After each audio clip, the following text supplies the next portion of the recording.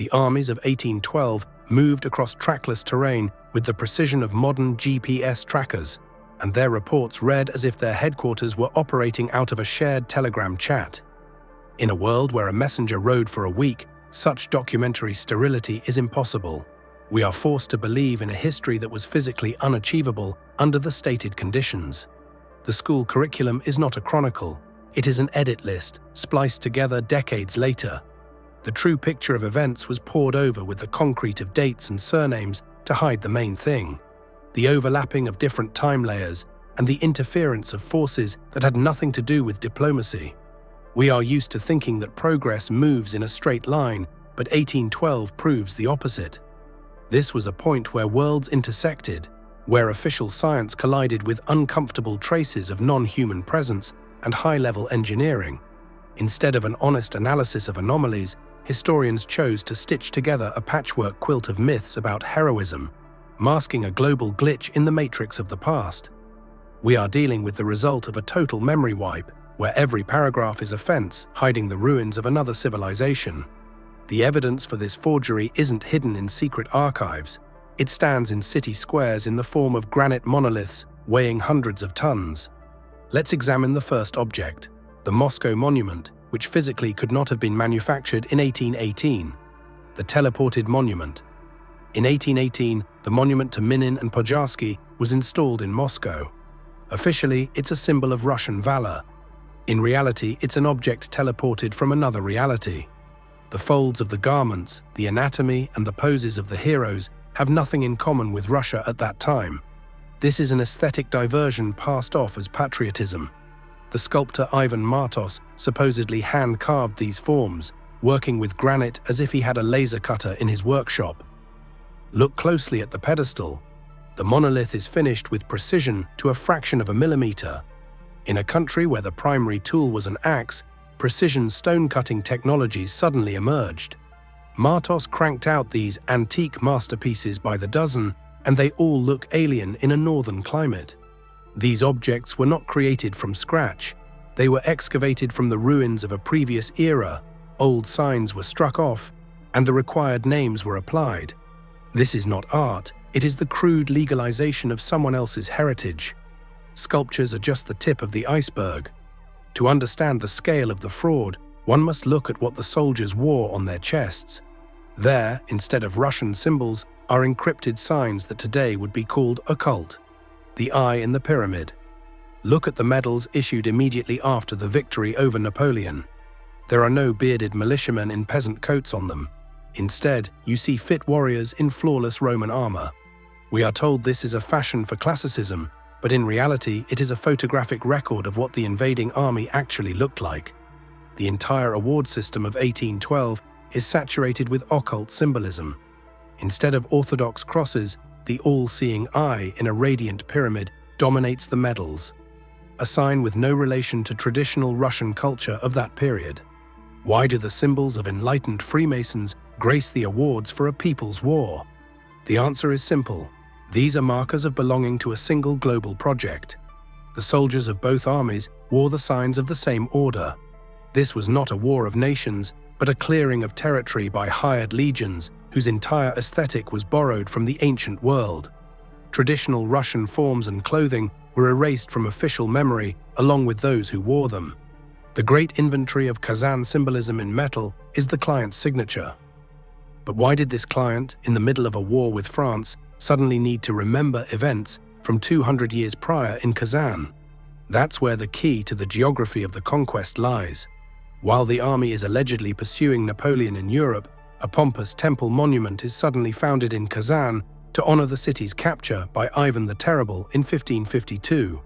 Why, in the midst of the hardest war with France, does the government spend colossal resources on an event that happened 260 years ago? This isn't patriotism, it is an inventory of seized property. The monument in Kazan is a strange truncated pyramid, completely untypical for Russian church architecture. The official version says, they decided to honor the memory of ancestors. But the logic of revisionism suggests otherwise. In the early 19th century, what was happening was not a defense against the French, but the final stage of colonizing the interior lands of the continent by the forces of St. Petersburg. The War of 1812 served as the perfect smokescreen to eliminate old regional elites. The installation of such monuments was the driving of stakes into conquered territory. The Romanovs were marking lands that previously did not belong to them, hiding behind the names of ancient tsars. The entire ancient history of Kazan was rewritten and groomed for the needs of the new empire right during this cleanup. St. Petersburg, the mega trophy. If Kazan was privatized ideologically, then St. Petersburg became the main material prize of this war. A city whose scale does not fit into any construction budget of that time. Have you ever seen how granite weighing hundreds of tons was processed with the purity of a jewelry cut in the 19th century? Officially, by peasants in bast shoes with a chisel. Realistically, St. Petersburg looks like an abandoned megalith that the Romanovs simply found, washed the silt off, and declared their capital.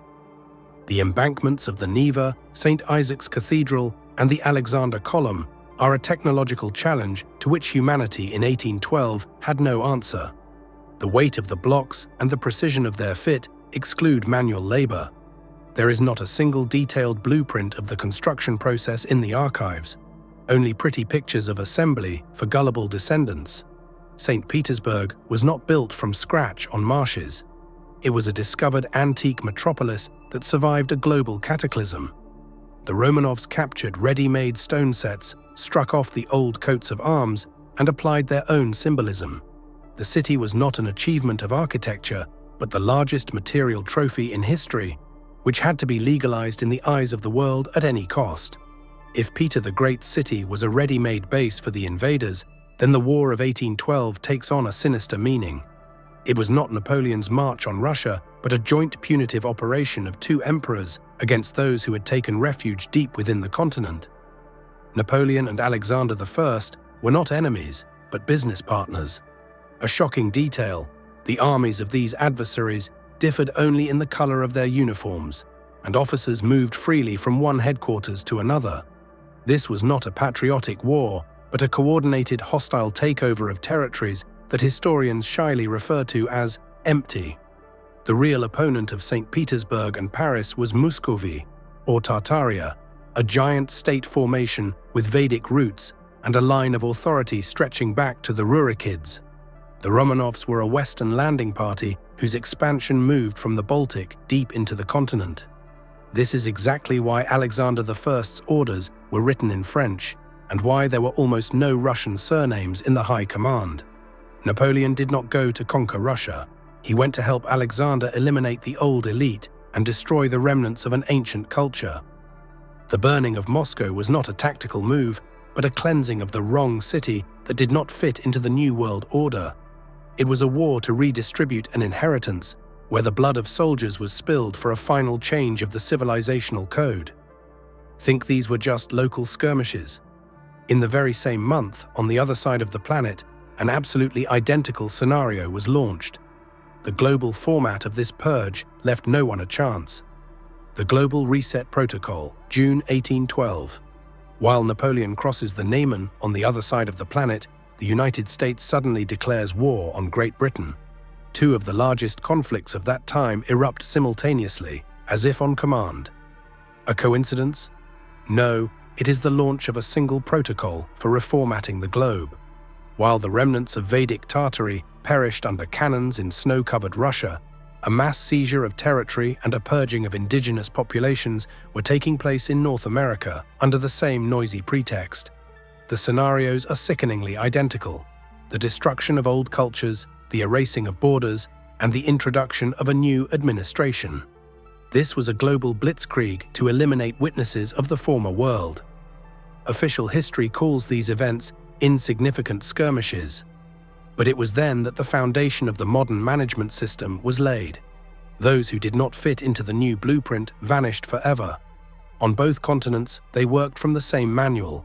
First the artillery, then a total rewrite of the chronicles. Who conducted this global orchestra? To find the client, one must look up from the maps and gaze into the sky, where artists of that time recorded something beyond human understanding. The shift of the custodians. Human history is merely a shift change of the planet's true masters. While soldiers in the mud divided scraps of land, a conflict between forces of a completely different order was taking place over their heads. We are used to considering ourselves the pinnacle of evolution, but 1812 proves otherwise. We are just extras in someone else's script. The power that triumphed in the 19th century didn't just change flags, it formatted the very reality of the landscape. Megalithic palaces were demolished, chronicles rewritten, controlled technologies introduced, and the remnants of knowledge declared mysticism or magic. We were forced to forget about highly developed entities, call them Anunnaki, reptilians, or curators, who for centuries have controlled the distribution of resources and development vectors. Humanity in this scheme plays the role of maintenance staff in a global amusement park. Every major upheaval, including Napoleon's invasion, is just a tool for clearing the tracks of the planet's previous tenants. Evidence of this presence is not hidden in safes. It was recorded by eyewitnesses directly on the canvases and engravings of the time. One only needs to stop calling these allegories and see what the artists actually painted. Tactical plasma and ancient giants 19th century artists were not sci-fi illustrators, but chroniclers. On the engravings of that time, next to cavalry and cannons, objects are captured that today would be called UFOs or plasma strikes. Official art historians call this religious ecstasy, but in reality these are combat reports from the sky. Beams striking from the clouds, blazing orbs and flying fortresses. These anomalies appear in the paintings of the past with suspicious frequency. Why do modern historians stubbornly call these symbols? Because to admit the reality of these objects is to admit that the War of 1812 was fought using technologies that are still unavailable to us. The large-scale destruction of Tartaria's infrastructure was conducted from the air. Cities were turned to dust, not by torches, but by high-energy weapons. The very fires that erased old Moscow and other centers were targeted and technological in nature. Painters recorded the finale of an inter-civilizational battle, where one side used plasma and the other, only the remnants of former greatness. A huge portion of the metropolises of the past was burned to the ground, but what survived we see every day. We simply do not realize that we are living in stage sets built for giants. Look closely at the architecture of old stock buildings, massive doors, windows 3 times the height of a man, and ceilings under which one could practically fly. We are told these are excesses, but common sense says otherwise. We are dwarfs who have occupied the living space of vanished giants. Official science refuses to see the ergonomic absurdity of 19th century buildings. Why build staircases that are uncomfortable for an average person to climb? Why waste resources on excessive room volumes that are impossible to heat with wood? The answer is simple. We did not build these cities.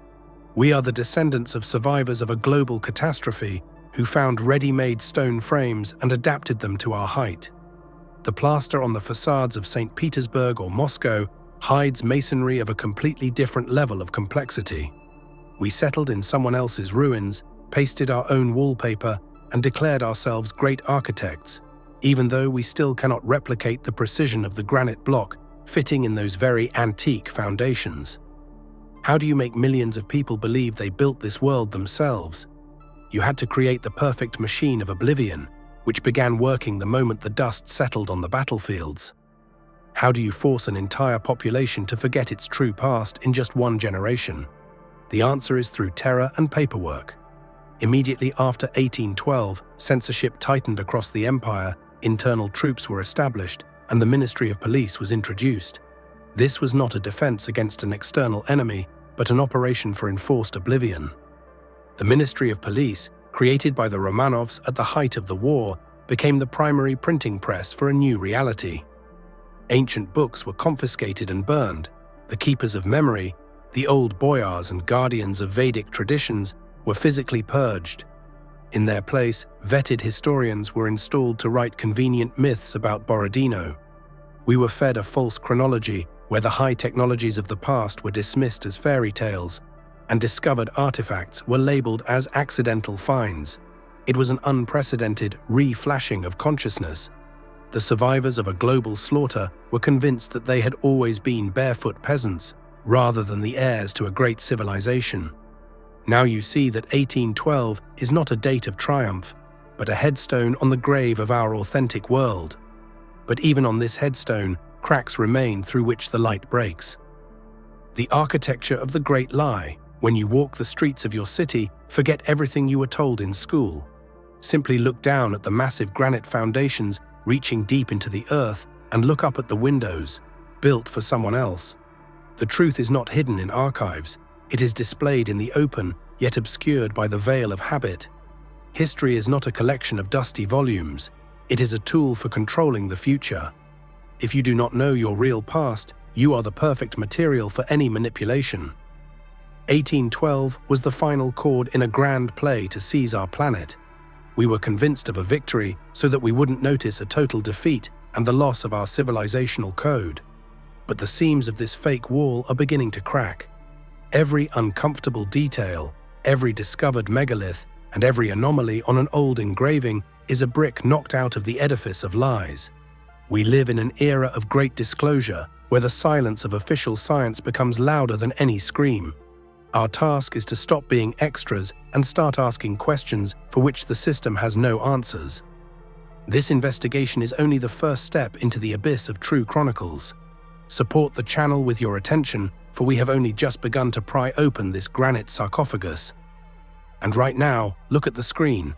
There are 2 of our other cases that will finally change your worldview. Ahead lie only the naked facts.